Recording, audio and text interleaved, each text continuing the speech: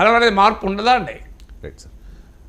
జనసేన తీసుకునే సీట్లు ప్రధానం కాదు, జగన్మోహన్ రెడ్డి లాంటి నియంతను దించడమే మా లక్ష్యం, నాకు అధికారం మీద వ్యామోహం లేదు. ఈ మధ్యకాలంలో పదే పదే పవన్ కళ్యాణ్ ఈ తరహా వ్యాఖ్యలు చేస్తూ ఉన్నారు సార్. అంటే నేను సీఎం అభ్యర్థి రేసులో లేను, మాకు పవర్ షేరింగ్ ఉండదు అని చెప్పి ఆయన క్లారిటీ ఇచ్చారు. లోకేష్ కూడా చాలా క్లియర్గా చెప్పారు, చంద్రబాబు నాయుడు గారి ముఖ్యమంత్రి, ఆ విషయంలో పవన్ కళ్యాణ్ కూడా ఓకే అన్నారు అని చెప్పేసి.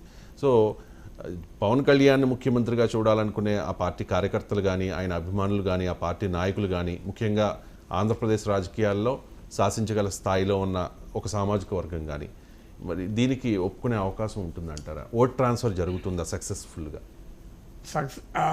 జనసేన చిరంజీవిని ఆంధ్రప్రదేశ్లో శాసించగలిగే సామాజిక వర్గం చిరంజీవిని ఎందుకు ముఖ్యమంత్రి చేయలేదు? శాసించే సామాజిక వర్గమే కదా.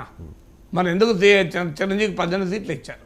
సింగిల్గా పోటీ చేశారు. సింగిల్గా పోటీ చేస్తే మరి శాసించే కదా సామాజిక వర్గం కదా. అంటే ఆ సామాజిక వర్గంలో వేరే పార్టీకి ఒకటి ఓటేరా? ఆ సామాజిక వర్గం మొత్తం జనసేనకు ఓటేస్తారా? ఆ సామాజిక వర్గానికి చెందిన నేతలు వేరే పార్టీలో లేరా? ఉన్నారు సార్. అంటే ఆ సామాజిక వర్గం అంత అమాయకులా? గంపగుత్తగా మా కులపోలకు ఓటేసుకుంటాం మేమనికి వేయమంటారా? ఆ మా కులపోలకు ఓడేయాలనుకున్న ఆ కులపోలు ఎంతమంది ఉంటారు? ఒక్క పేర్ని నాని ఆ కులం కాదా? అంబటరాంబాబు ఆ కులం కాదా? సో అన్ని పార్టీలో ఆ కులం వాళ్ళు ఉంటారు కదండి. అందువల్ల ఒక కులం వాళ్ళను అంత పూర్తిగా ఒకే పార్టీ వెనకాల ఉంటారని చెప్పి రైస్ ఇచ్చే పవన్ కళ్యాణ్కు గంపగుత్తగా రాసిచ్చే అధికారం మీకు నాకు ఎక్కడదండి. సో అల్టిమేట్గా ఎవరైనా పవన్ కళ్యాణే చెప్పాడు ఇది.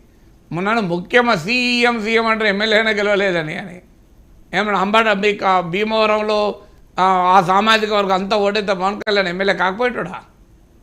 అరే ఒక్క ఎమ్మెల్యేనే కాలే ఇవరి జనసేన అభిమానులు అందరూ ఆయన ముఖ్యమంత్రి కావాలని కోరుకుంటే అయిపోతుందా? మొదలైన ఆయననే లాస్ట్ టైం ఎమ్మెల్యే ఓడించారు, 2 చోట్ల గెలవలేదు కదా. మరి ఏమైంది? జనసేన సైనికులందరూ ఎక్కడ పోయారు? అంటే సింగిల్గా పోటీ చేశారు. సింగిల్గా పోటీ చేస్తే ఎమ్మెల్యే గెలవకూడదని ఏమున్నదండి? సింగిల్గా పోటీ చేస్తే ఎవరు ఎమ్మెల్యే గెలుస్తలేరా? సింగిల్గా పోటీ చేసిన వాళ్ళు ఎమ్మెల్యే గెలుస్తారు, ఇండిపెండెంట్ పోటీ చేసి ఎమ్మెల్యే గెలుస్తారు కదా. అది కాదు, అదే జనసేన నుంచి గెలవలేదు ఎమ్మెల్యే రాజు ప్రసాద్. మరి ఆయన గెలిచినప్పుడు పవన్ కళ్యాణ్ ఎందుకు ఓడిపోయాడు? ఆయన సింగిల్గానే పోటీ చేస్తే గెలిచిండు కదా, డబుల్గా పోటీ చేస్తే గెలిచిండా? మన ట్రిపుల్గా పోటీ చేస్తే గెలిచిండా? మీ వాదన ప్రకారం సింగిల్గా పోటీ చేస్తే ఓడిపోతారంటే అదే పార్టీ గెలిచింది ఒక అతను ఎట్లా గెలిచిండు? సింగిల్గా గెలిచిండు కదా. అంటే పవర్ షేరింగ్ అంశము ఓట్ ట్రాన్స్ఫర్ మీద ఎంతవరకు ప్రభావం చూపిస్తుంది? పవర్ షేరింగ్ అనేది పవర్ షేరింగ్ ఏదో 5 సీట్లు 3 సీట్లు ఇస్తే పడదు. జనసేనకు అభిమానించేవారు 70 సీట్లు ఇస్తే బాగుంటుందని అనుకోవచ్చు. కానీ పవన్ కళ్యాణే చెప్పాడు ఆ మాట, మీరు ఒక మండపేట చూస్తారు, నేను మొత్తం బర్డ్స్ ఐవి చూస్తాను. కరెక్ట్ అని చెప్పింది. ఇప్పుడు మండపేటలో ఉన్న వాళ్ళు మొత్తం ఆంధ్రప్రదేశ్ అంతా మండపేటలానే 20% ఓటింగ్ ఉందని అనుకుంటే అది పొరపాటు కదా. అందువల్ల అల్టిమేట్గా మీరు అనుకున్నట్లుగానో ఇంకోరు అనుకున్నట్లుగానో అలా ఏమీ ఉండదు. జనసేనకు 5ో 3ో సీట్లు ఇస్తే డెఫినెట్గా వ్యతిరేకత వస్తుంది పవన్ కళ్యాణ్ ఒప్పుకుంటే. ఎన్ని సీట్లు రెస్పెక్టబుల్ అనేది ఎవరికి ఆన్సర్ లేదు. అయినా తెలుగుదేశం జనసేనలో పెద్ద పార్టీ తెలుగుదేశం ఉన్నప్పుడు పవన్ కళ్యాణ్ ముఖ్యమంత్రి చర్చ ఎందుకు వస్తాయండి? అది కామన్ సెన్స్ చెప్పిన అర్థమవుతుంది కదా. ఎవరికి ఎక్కువ మంది ఎమ్మెల్యేలు ఉంటాయి వారు ముఖ్యమంత్రి అవుతారు.